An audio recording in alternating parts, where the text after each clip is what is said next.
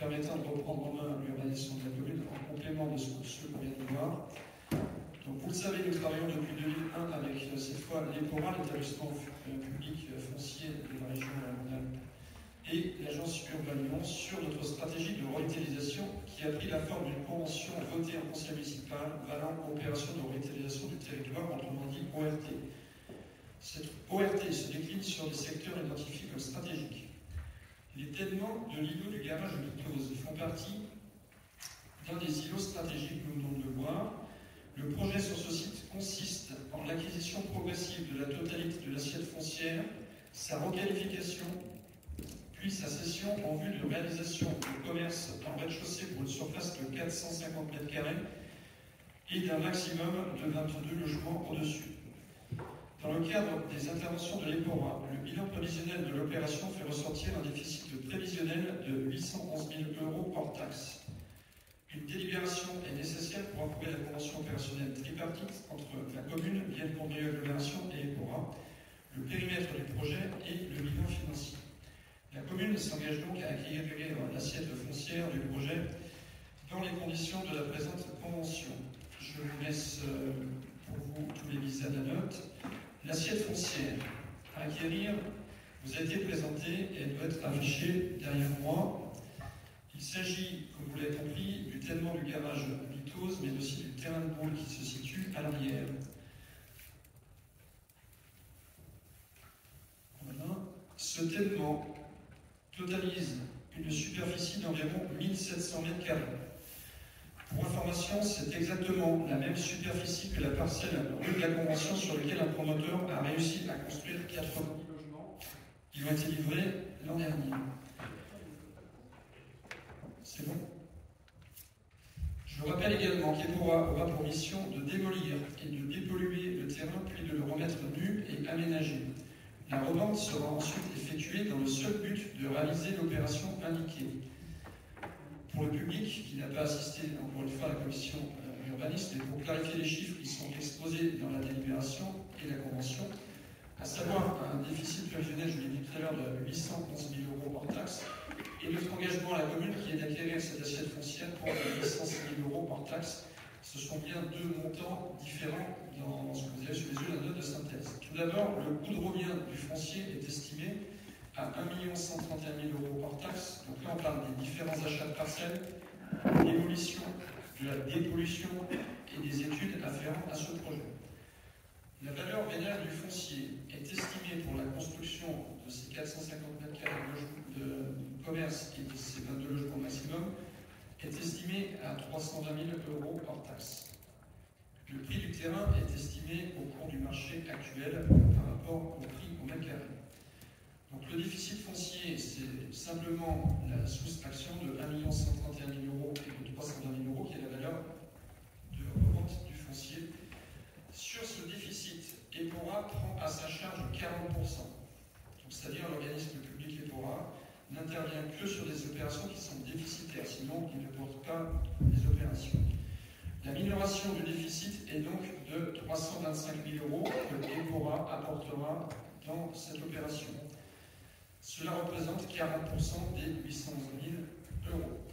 En conséquence, le montant théorique sur lequel on s'engage à acquérir le terrain correspond au coût de revient du foncier, la minoration d'EPORA de 40%, soit les 806 000 €. Ce chiffre de 806 000 € est un engagement théorique, car dans les faits, on ne va pas racheter le terrain à EPORA. Concrètement, comment cela va se passer? EPORA s'occupe de tout, c'est-à-dire que les travaux pour remettre en état ce terrain est prêt à aménager, puis de la vente selon les prescriptions avec notre contrôle afin que l'on n'ait pas à sortir 800 000 €. Au final, la participation financière de la commune, et on l'a vu en commission, sera que de 486 000 € hors taxe, ce qui correspond au déficit foncier moins la minoration prise en charge par EPORA. A noter que 23 000 € seront apportés en nature par la commune avec une parcelle communale qui compte dans cette opération cadastrée numéro AN 721. Ce qui revient pour la commune, et vous l'avez dans la convention, à une subvention plus la participation en nature de 509 000 €. Je vous propose donc que nous votions cette délibération et de projets de long terme qui doit permettre l'émergence d'un vrai centre-ville commerçant et de services dans notre commune qui en a grandement besoin. Avez-vous des Une intervention, monsieur le maire.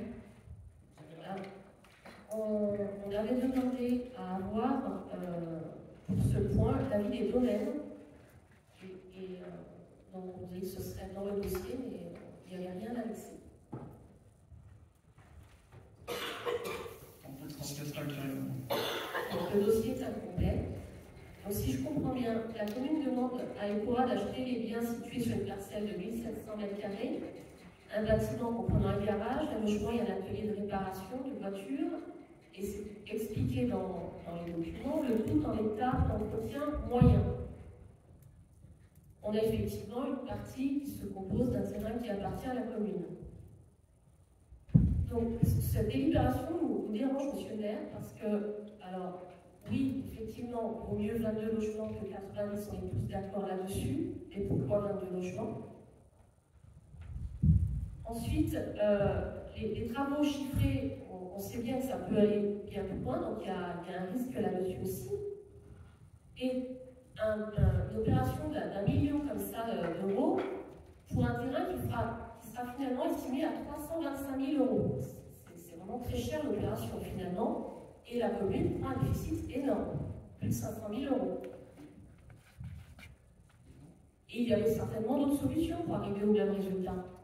Je vous les demande maintenant. Une déclaration d'utilité publique, monsieur le maire. Ça a obligé le juge, avec un jugement, à acquérir le bien à un prix qui était acceptable. Ça, c'est une expropriation. En lien avec la sortie que vous avez faite sur la délibération d'avant, c'est encore pire. Là, on parle de 500 000 euros au détriment pour un propriétaire qui a ses biens en état moyen d'entretien. Comment vous justifiez cette somme? Si on allait sur cette solution d'expropriation, EPOA ne viendrait pas participer à l'opération. D'accord, donc ça justifie combien 500 000 euros? Non, mais si on n'a pas le soutien d'EPOA, on perd 800 000. Non, on ne perd pas 800 000 parce qu'il ne faut pas faire le dossier comme ça. Je n'ai pas le dossier des domaines, je vous dis, mais là, il n'y a pas que la valeur du foncier, il y a aussi l'indemnisation du fonds de commerce, on l'a dit en commission. Il y a aussi un gros coût de dépollution et après il y aura les coûts d'aménagement. Moi je les ai étudiés les solutions, je vais vous les donner les solutions, il y en a pas 150 des solutions. La première c'est de laisser faire. On a M. Litos qui va partir à la retraite et qui vend au promoteur le plus offrant. Et je vous l'ai déjà dit à la commission, il a déjà reçu des offres. Les calculs de l'agence d'urbanisme montrent que pour être rentable, au vu des travaux à faire, notamment de démolition et de dépollution, au vu du prix d'achat du fonds de commerce, au vu des coûts de construction, un promoteur doit construire entre 80 et 90 logements sur ce tellement. Et je vous ai montré que c'était possible parce que 1700 m², on sait ce que ça donne. Je ne pense pas que nous souhaitions collectivement arriver sur cette première solution. Et le PLU actuel de la commune, il le permet, puisque ça vient de se faire il n'y a pas si longtemps, rue de la Convention. La deuxième solution, ce serait un nouveau garage. M. Litos ne veut pas vendre à un promoteur car nous bloquerons le permis de construire avec les outils qu'on est en train de délibérer. Il a donc une offre de rachat par un autre garagiste ou continuer de l'activité de carrossier. Je ne pense pas non plus que ce soit l'image que nous avons besoin pour le centre-ville et pour trouver cette petite ville de demain. En tout cas, ce n'est pas ma volonté et ce serait rater une belle opportunité dans un emplacement intéressant. Troisième opportunité, on l'a déjà dit en commission, ça serait que ça reste en friche et que M. Litos ne peut pas vendre un promoteur car nous bloquerions tous les permis de construire grâce aux outils que nous venons de mettre en place. Pas de repreneur pour le garage. M. Litos part à la retraite et nous avons une friche en plein milieu de la commune, à côté d'écoles et à côté des axes intéressants pour la commune. Donc, je ne pense pas que ce soit ça non plus qui soit souhaité collectivement. Et donc on a cette opportunité avec les PORA qui participe à hauteur de 40% du déficit. Le temps d'acquisition, de la mise à nu et de la revente et de la construction, il ne se passe pas au minimum de 7 ans. Ce faisant, on commence à faire émerger un véritable centre-ville avec ses petits commerces et des services dont tout le monde a besoin, et la viabilité a été identifiée par l'étude menée par Bienconde de Agglomération qu'on vous a joint en annexe. Le reste à charge de la commune est certes élevé, de 486 000 euros. Maintenant, si on l'étale sur une période de 7 ans, ça fait que 70 000 euros par an. Est-ce que cette somme-là ne peut pas être vue comme la solution pour éviter un projet de 90 logements ou une friche en plein milieu de la commune? Je vous pose la question. Donnez-moi vos arguments. Alors, présenter comme vous le faites, évidemment. Et je vais donner la parole à mon policier. Oui, il y a juste une chose qui me gêne, en fait, c'est que quand on parle de la convention, avec Vito, c'est la même surface, en fait. Là, je viens de vérifier sur le cadastre, de la convention, c'est 3112 mètres carrés. C'est tout, quasiment. Je parle de la surface construite.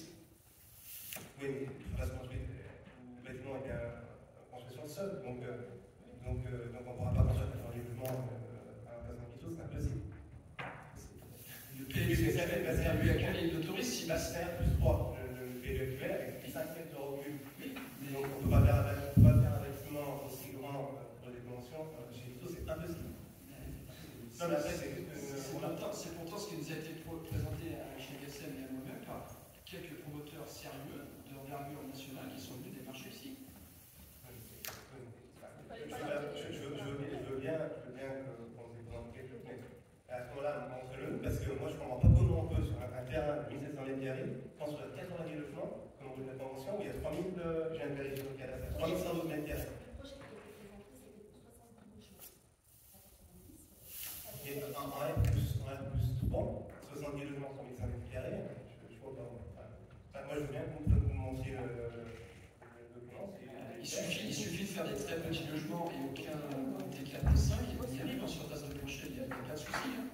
On parle de 1700 parce que là, il y a un terrain de boule qui est annexé, il y a le terrain de la mairie qui n'aurait pas été dessus. Donc là, non, ça ne nous convainc pas du tout. En plus, monsieur le maire, je vous fais remarquer quand même que la réunion publique du 31 mai, vous avez parlé de pollueur-payeur.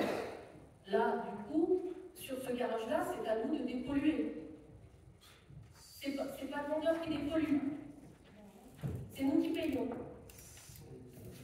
Encore une fois, c'est comme ça. Donc, si on ne dépollue pas, qu'est-ce que ça devient? Une friche industrielle en plein milieu de la commune. C'est au vendeur de dépolluer. C'est vous-même qui l'avez dit. Il faut être d'accord. Donc c'est au vendeur de dépolluer et la commune ne devrait pas, pour un tel projet, avoir à débourser quoi que ce soit. 500 000 euros. Oui, mais encore une fois. Et on dépollue pour quelqu'un. Encore une fois, l'inaction du mandat précédent, et vous avez dit que vous n'étiez pas en phase avec M. Bozieux, vous n'étiez pas un journaliste, n'empêche que 300 logements en l'espace d'un an ont été autorisés sans aucun contrôle de ce qui se faisait. Où sont les surfaces commerciales dans ces projets? Où sont les espaces verts dans ces projets, rue de la Convention? Où sont les arbres, la pleine terre? Alors moi, je veux bien entendre tout ce que vous voulez. Je ne vais pas prendre la défense du maire précédent, mais quand même, il a eu 6 ans. Vous étiez là aussi avant. Donc aujourd'hui, chasse, c'est pas que le bilan du dernier maire. Hein. Et le PLU, il a été cassé et vous l'avez revoté sur le mandat précédent. Donc, vous l'avez revoté aussi. Le PLU, il permet des choses qu'on ne peut plus et que les habitants ne peuvent plus. C'est pas moi, un bon matin, qui ai décidé de faire ça. Entendez les habitants de chasse. Moi, ce que je vous dis, c'est que là, vous présentez à chaud une solution qui a l'air géniale, et quand on gratte un peu, sans difficulté, il y avait d'autres choses à faire, comme une déclaration qui n'était plus. Je vous répète, mais l'EPORA n'intervient pas. Vous alignerez les mêmes chiffres avec 325 000 euros de moins, c'est tout. Et il faudra quand même dépolluer ce site. Et c'est au propriétaire de dépolluer. Sauf s'il est sans friche. S'il est sans friche, il y a peut-être des solutions. Et du coup, ça vaudra plus ce prix-là. Il est sans friche même un an.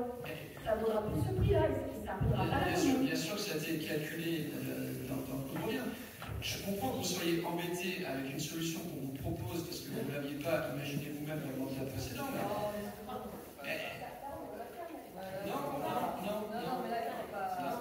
On n'est pas en maternelle. Monsieur Gilbert. Excusez-moi, j'ai juste une obligation professionnelle, parce que je peux m'absenter 5 minutes. Oui, oui. Allez-y. Merci. On note je suis désolé. On note votre procès-là. Imposer des choses en force publique, forcément ça coûte de l'argent. La commune a déjà fait des opérations comme ça. La commune a déjà apporté des terrains pour construction du bâtiment Garnier, par exemple. L'opération de la ZAC de la gare, ça a coûté aussi de l'argent à la commune. Si on laisse faire, là on n'a aucune maîtrise. Il se passe ce qui s'est passé. Je crois que l'opération de la ZAC de la gare, il ne faudrait peut-être pas trop la mettre en avant avec ce qui s'était vu sur la lune. En tout cas, en état de cause, et pour ces 500 000 euros et l'histoire de la dépollution, excusez-moi, Très bien. On prend acte que vous êtes ce qu'on n'a pas dit, monsieur le maire. Eh bien, votez pour cette délibération, alors. Très bien. Voilà. Très bien. Nous, on a envie de donner des espaces de commerce à la population et aux gens qui voudraient ouvrir des commerces à chasse. On passe au vote. Qui ne prend pas part au vote? Monsieur Kubrick ne prend pas part au vote, effectivement. Qui est contre? Donc, 3 et 2, 5. Qui s'abstient? Et qui est pour? Donc, je remercie la majorité de prendre ses responsabilités et de pouvoir enfin avoir les outils nécessaires à un phénomène d'urbanisme.